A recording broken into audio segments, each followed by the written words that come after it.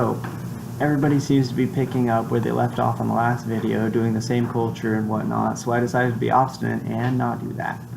Partly because I don't know what I would say, and mostly because everyone else is a part of their subculture or very familiar with their subculture, and some of you may remember that I talked about Asian culture, and I'm not Asian, so I'm not as familiar with that as somebody else may be. So I figured out I'd start out fresh.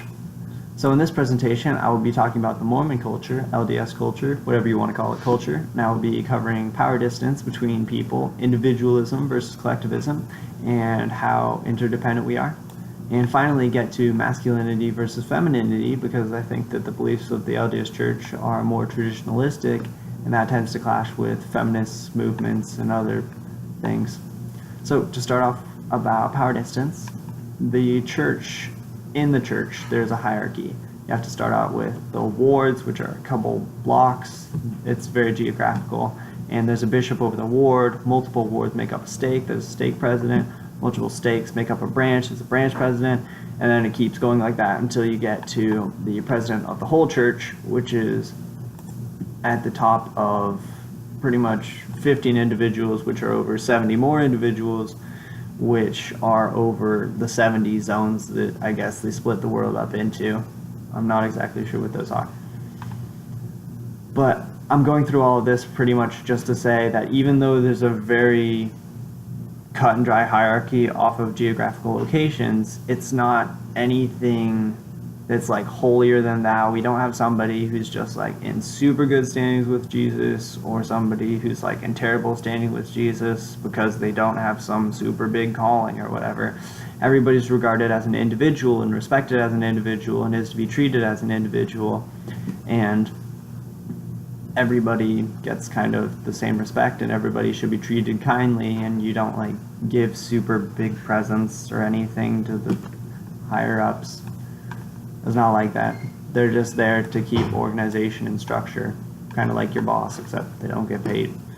No one gets paid, except for, I guess, the president.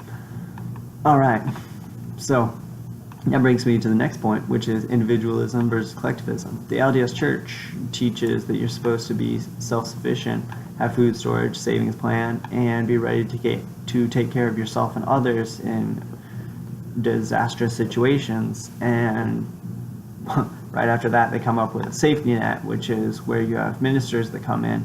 There's somebody in the ward who's assigned to different families in the ward, so that they always have somebody to call if they need something, if they have somebody sick, if they need a dinner.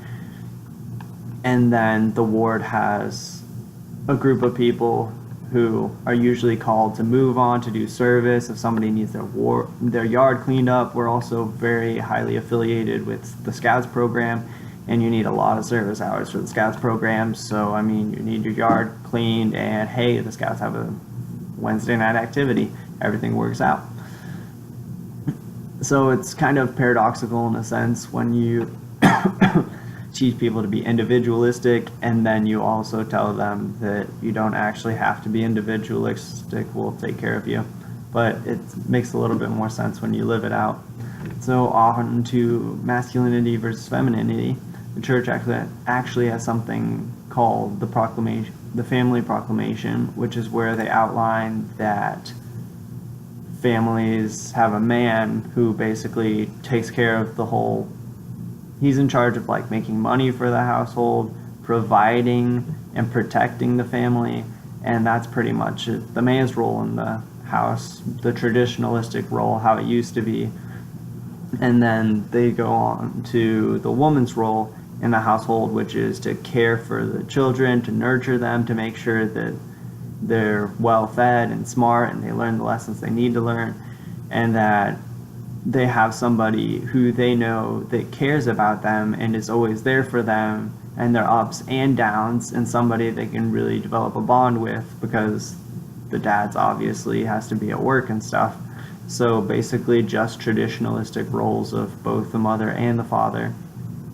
And yeah, that's pretty much outlined in the Family Proclamation, so it's mostly just traditionalistic. All in all, the LDS Church is mostly, it tries to embody the church that Christ set up when he was on the earth. And so basically all the value systems kind of go off of that. And yeah, all in all, masculinity versus femininity, it's traditionalistic.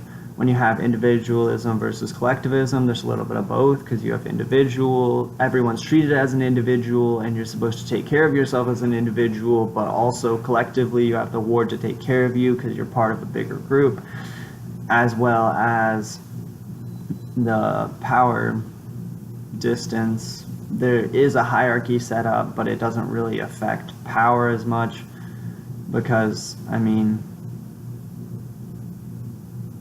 yeah, everybody's supposed to be treated as an individual.